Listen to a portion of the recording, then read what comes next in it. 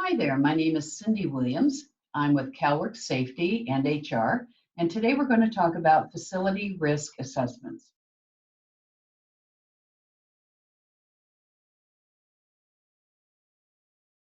This presentation is based on the most current information available, which changes frequently.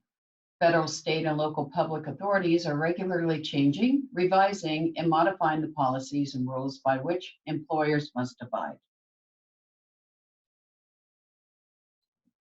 Governor Newsom announced on May 8th a list of health guidelines that all employers, including retailers, manufacturers, and warehouses, must adopt to in order to operate. Individual cities and counties such as Los Angeles, Long Beach, Pasadena, San Diego, and San Francisco Bay Area all have their own rules. It's always best to follow the rules that are more stringent. Preparing to return to work, OSHA requires a written risk assessment for COVID-19 be present in your workplace.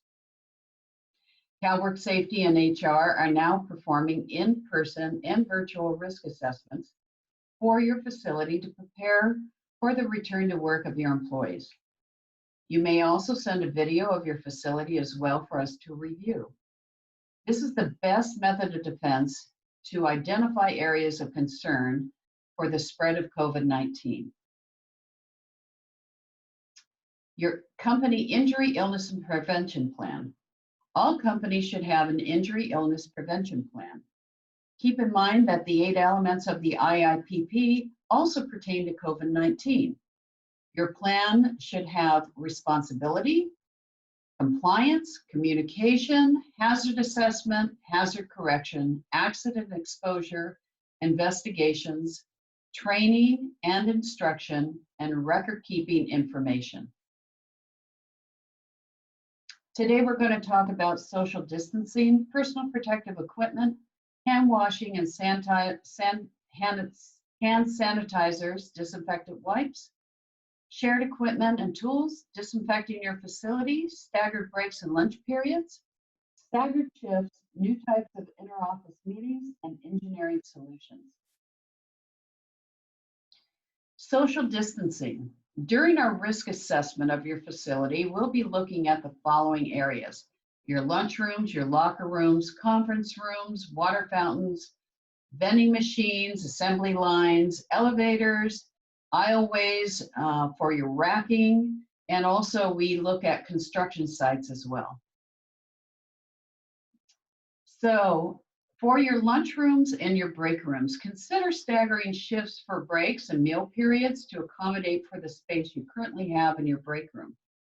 You want to ensure you have a 6-foot distance between your employees, or create a shaded area outdoors for your employees to eat. Remove the tables because you do not want them sitting together. You want to ensure that they have a 6-foot distance between themselves. Conference rooms. Space your chairs around the conference table at least 6 feet away from one another. Place tape on the floor to show where the chairs should be placed. Remove all additional chairs in the room to avoid additional people trying to join in. Suggest that interoffice meetings be held by conference calls or Zoom meetings. Small meeting areas and casual meeting areas. If you cannot remove the furniture in those areas, make sure that you post signage throughout to remind people to keep their distance from one another. The same goes for common areas and lobbies. Signage should be placed throughout to remind people to keep a 6 feet distance from one another. Locker rooms are typically in small rooms. They're stacked one on top of the other, so it's very hard to 6-foot distance yourself from one another. Please train your employees well and remind them to keep their distance. You may want to post signage on the floors showing employees where to line up in order to get into the room while keeping their distance from one another.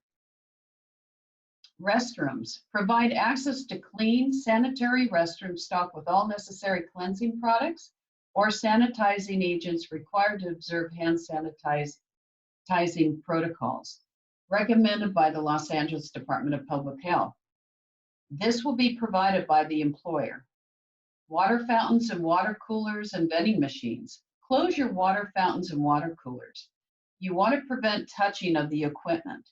Disposable water bottles would work best, or employees can bring in their own water bottles, or drinks can be purchased from a vending machine if you have one.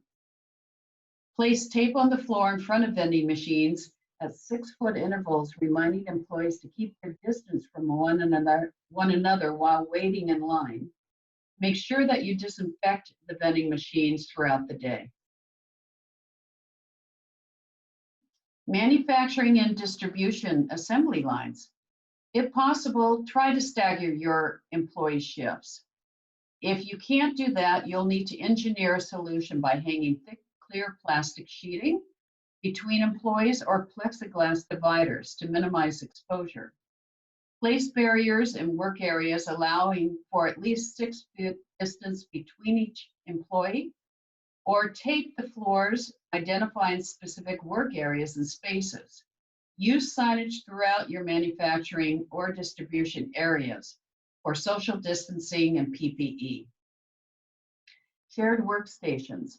Stagger shifts or days that the employees can work. Using partitions is a good way to engineer a solution. Is there another workstation available for employees to work from? It does not necessarily have to be within their department, but if you have a desk in other departments that are available that allow the employee to social distance themselves, I would suggest them using that. Elevators. Floor markings are a great way to remind riders to keep their distance, or just take the stairs. Avoid crowded stairways. Keep a 6-foot distance between each other and wait until an employee has reached the top or bottom of the stairs. For your racking and your aisleways, create directional floor signage. Each row will be in one direction, eliminating congested areas and a better flow between employees.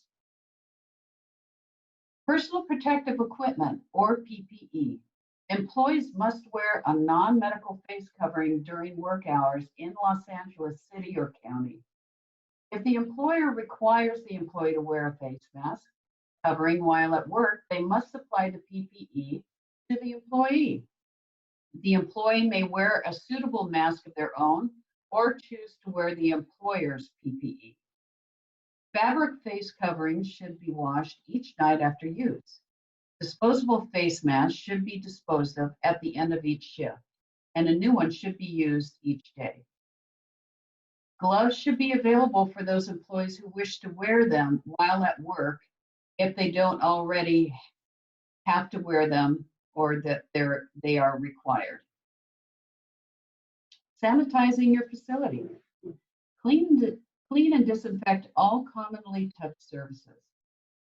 Doorknobs, computers, keyboards, mouses, work surfaces, bathroom, toilets, toilet partitions, cabinet handles, company refrigerator, coffee pots, toaster ovens, microwaves, lunch areas and break areas, tables, chair arms, time clocks.